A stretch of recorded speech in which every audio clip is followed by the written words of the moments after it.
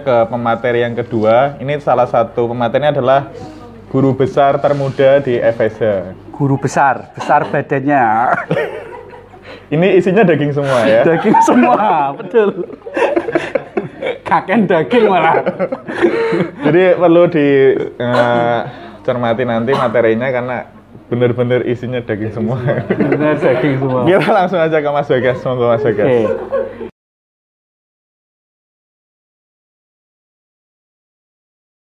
Horor apa, trailer apa, drama apa, biar mungkin para pencinta drakor bisa. Horor itu artinya ketidakpastian. PHP. Seperti hubunganku. Oke. Lebih enak ya diterima ya. Tidak pasti. Penjelasannya. Jadi semua ini serba tidak pasti itu memang tidak enak. Jadi tidak ada. Nanti bisa lihat di YouTube. Bisa dilihat di YouTube saya, buku petunjuk. Nah, balik tembok itu, Mbak. Wah, nesu ya. Nah, horor itu ketidakpastian. Jadi intinya, contohnya lah, intinya itu adalah jual beli yang tidak pasti. Kenapa kok dilarang? Karena akan merugikan salah satu pihak, khususnya pembeli. Sewa ya. Contoh, yang sering ada horor itu adalah online shop. Kita mau beli baju itu kan, gambarnya cantik, yang pakai bagus itu. Begitu kita beli ternyata banyak kerusakan, kancingnya cuman rusak semua. Maksud Anda apa menjawab Mbak Dian seperti itu? Baju cantik, kemudian dibeli jadi analogis seperti body menipu aja. Nah, jadi itu tadi horor. Jadi nggak jelas barang yang dijual itu tidak jelas antara yang gambar sama kenyataannya beda. Nah itu namanya horor. Kenapa dilarang? Karena merugikan pembeli. Yang kedua adalah maisir. Maisir itu adalah judi, perjudian. Jadi suatu spekulasi, tapi yang tidak logis, yang tidak ada dasarnya. Ya kan? Jadi kayak contohnya kayak ya kita main judi itu kan kita nggak jelas kita dapat kartu apa gitu, apalagi itu kalau yang main kartu bola, misalnya bola, apalagi kalau tentang yang nomor nggak jelas, kita cuma masang nomor doang tapi nggak jelas yang keluar apa gitu kan. Jadi spekulasi tapi yang tidak ada dasarnya, tidak ada bisa dilogiskan, itu yang namanya judi. Kalau riba jelas kullu qardin jarum manfaatan fahuwa riba. Setiap pinjaman yang ada penambahannya itulah riba.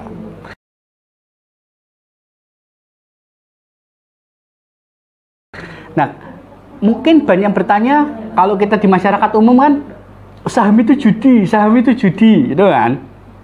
Sebenarnya beda. Kenapa kok saham itu bukan judi? Kenapa kok saham itu bukan maisir? Ini, karena saham itu bisa dianalisis, bisa difikirkan secara logis, dasarnya jelas. Kalau judi tidak bisa dipikir secara logis. Jadi saham itu kita bisa menilai. Ada hitungan matematikanya. Ada hitungan matematikanya, ada datanya. Kita bisa tahu, oh perusahaan ini bakalan naik, perusahaan ini bakalan turun. Semua itu kita bisa perhitungkan. Bisa dihitung. Adapun beda kasus ya kalau kita milih satu perusahaan, oh ternyata hitungan kita salah, bisa jadi itu ilmu kita yang salah. Tapi semua datanya itu kan ada. Istilahnya itu adalah fundamental suatu perusahaan. Fundamental. Jadi kita saham Telkom, kita bisa analisis bakalan naik atau turun. Saham Sido muncul, kita bisa analisis. Jadi saham itu bukan maisir, bukan perjudian, karena bisa dianalisis secara logis. Nah, itu poinnya.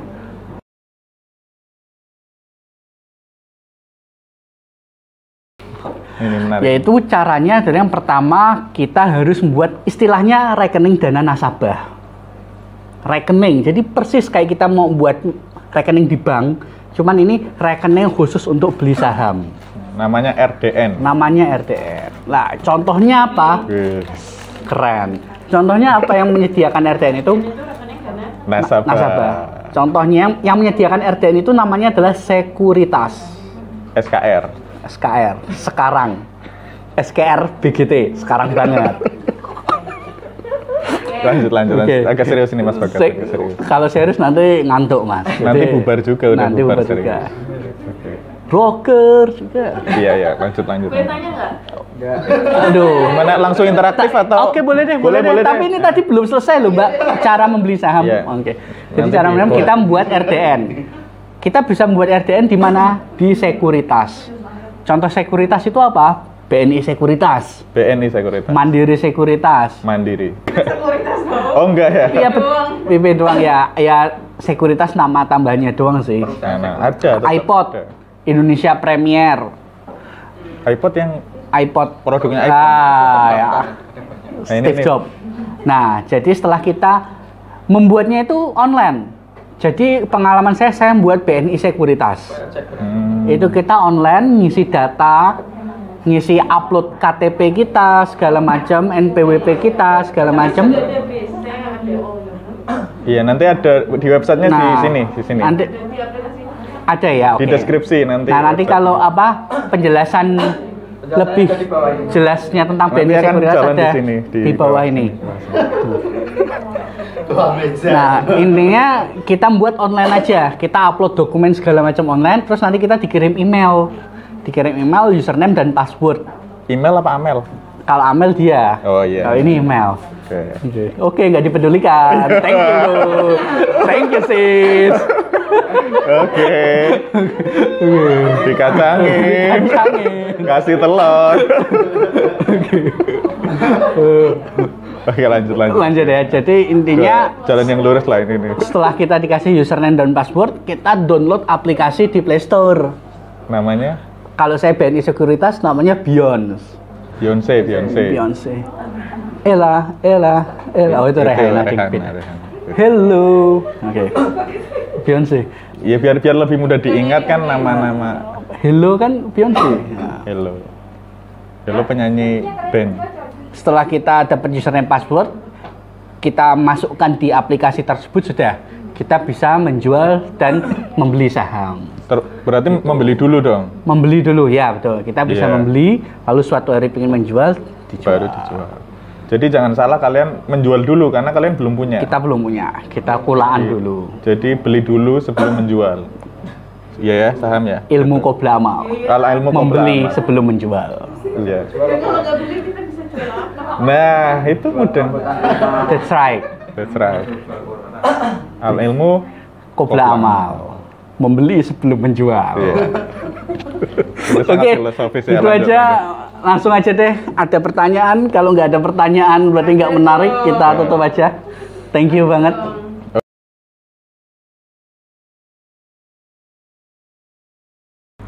Kenapa kok kita harus berinvestasi? Kenapa kok kita nggak nyimpan aja uang kita di tabungan? Salah satu alasannya adalah agar kita juga bisa mendapatkan pendapatan dari uang mengendap kita, uang dingin kita. Kalau cuma sekedar ditabung doang, nilainya nggak bertambah. Bahkan kalau kena inflasi, nilainya bisa berkurang.